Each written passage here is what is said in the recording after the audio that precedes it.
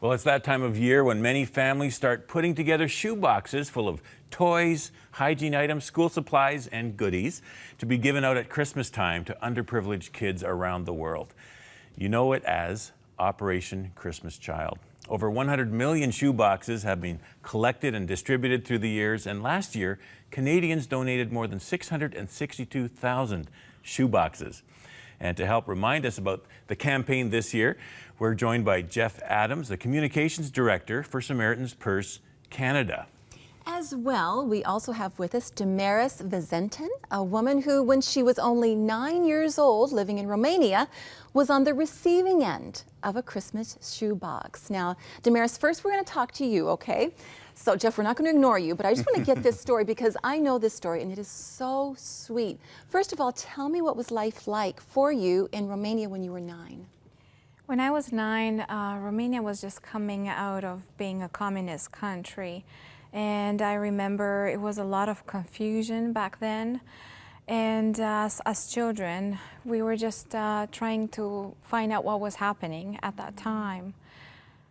And your family was involved in church, although you were not allowed to talk about God to anyone, and it was very hush-hush. Your father was a source of strength for you, wasn't he, in those days? That's right. My dad was always telling us to not be ashamed of who we were. And I remember we weren't allowed to mention God at school or to start singing songs or what we learned at Sunday school. But you had that, even as a little girl, you had that faith in God. And so when you were 9 years old, you heard that somebody was going to be giving out presents at school. That's right. My dad received a phone call late at night, and then he sat us down and said, "Girls, you're not going to believe this. You have to invite all your friends because there's going to be some kind of surprises happening the next day." So, of course, just being the excited one in the family, I told all my friends. And I was hoping my dad was right, that there was going to be some gift for us. And so when you were in school that day and you're sitting down and you see these boxes start to come out and be handed around to all the kids, you saw a pink one coming and you're thinking to yourself, now I wonder, am I going to get that pink one? Because you really wanted that pink box, right? That's right. And lo and behold, it was placed in your lap, but your best friend wanted that box. What did you do? That's right. Well, we were sitting there and doing what every normal kid would do. I was thinking, this one goes to this one and this one goes to this one. And like you said, the pink one ended up being mine. So I looked at her and she looked like she was about to cry. So in the split of a second, I decided, you know what, I'm going to give it to her. So I said, do you want to switch? And she said, yes. So we traded the boxes. But the box that you got was perfect for you. What was in that box? Yes, that box was meant to be mine. It had a journal, it had hair accessories, because you love to write, you love to read. So it's like God had a little gift just for you on that special day. That's right. That box, it was meant to be mine, like I said, and it was as if someone who knew me and knew everything about me had put the shoebox together for me. But it wasn't until later when I wanted to find a little quiet spot that I opened my shoebox. It wasn't at that moment. You know, it was just too wonderful, and I just wanted to just enjoy it. Now, as Ron was saying earlier, it wasn't just a box filled with goodies for you physically. The family that packed that box also put a scripture verse in there. That's right. I remember I had a sad day at school, and I just came home. I couldn't wait to get home to get to my box. And I pulled it out from under the bed, and I opened the lid and took everything out. And at the bottom of the box, I found a photo of the family that packed the shoebox. And I turned it, and on the back, it was the verse that they had handwritten for me. It was John 3:16.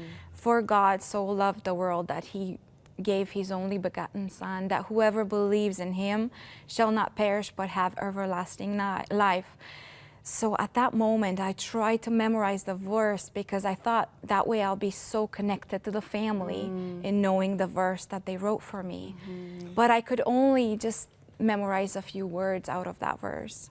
Now, there's so much you could share about this. You've written about it, and it's just the impact that it had on your life as a young child. Then your family ended up coming to Canada. That's right. And now you have a family of your own. And what is it? You pack shoeboxes with your kids Yes, now, we do. don't you? That's right. Because you know the impact it has on a child. Yes, it definitely. My children are so supportive of this, and they were so excited to be able to do this again this year and just pack the shoe boxes together. Now, Jeff, thank you for bringing Damaris along with you, because it's wonderful to hear that firsthand story of a life that was so affected by this beautiful gift as a child. Tell us a little bit about the shoebox campaign. Let's say last year in Canada, 662,000 boxes. That's a lot of boxes. And where did it end up going?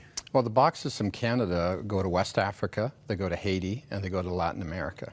So, for example, Damaris is from Romania. Our United Kingdom office will continue to supply boxes into Romania and places like that. So, yeah. Also given to each child is something called the greatest gift, and an opportunity to then explore further and come back and really learn about what the greatest gift is at Christmas. There's a booklet, a colorful booklet called The Greatest Gift of All, and we hand that out with the shoe boxes. In addition to that, in as many locations as possible where we have people trained for it, the children are offered, a couple of weeks after the distribution, they're invited back and offered the opportunity to sign up for a 12-week Bible study, and that's called The Greatest Journey. And through the Greatest Journey program, more than 200,000 children in the last couple of years have graduated from that.